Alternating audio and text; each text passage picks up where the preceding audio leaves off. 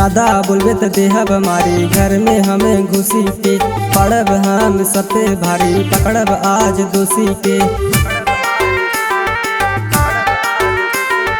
ज्यादा बोलबे तो देहब मारी, घर में हमें घुसी के पड़ब हम सब पे भारी, पकड़ब आज दोषी के।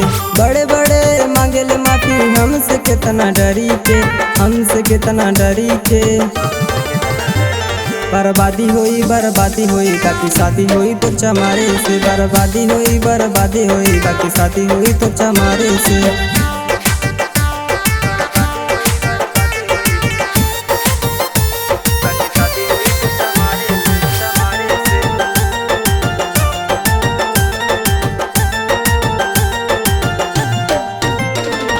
केहू बोली मारा बोली नहीं आज डेराई बेरे, भी आई उमर आई टाइम नहीं गवाई बेरे। केहू बोली मारा बोली नहीं आज डेराई बेरे, भी आई उमर आई टाइम नहीं गवाई बेरे। सबके पसीना छूटेंगे, हमारे हाथे मरेंगे, हमारे हाथे मरेंगे। बर्बादी होई बर्बादी होई, बाकी शादी हुई तोर चमारे से। बर्बादी होई बर्बादी होई, बाकी शादी हुई तोर चमारे से। म्यूजिक बाय चंदन शर्मा।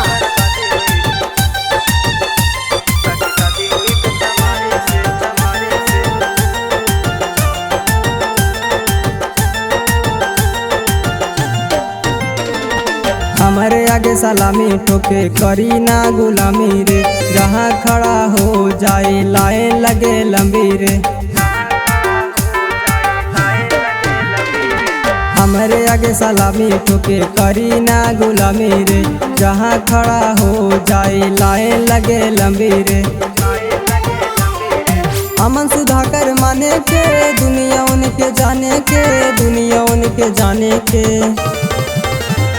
बर्बादी होई बर्बादी होई, बाकी शादी हुई तो चमारे से। बर्बादी होई बर्बादी होई, बाकी शादी हुई तो चमारे से।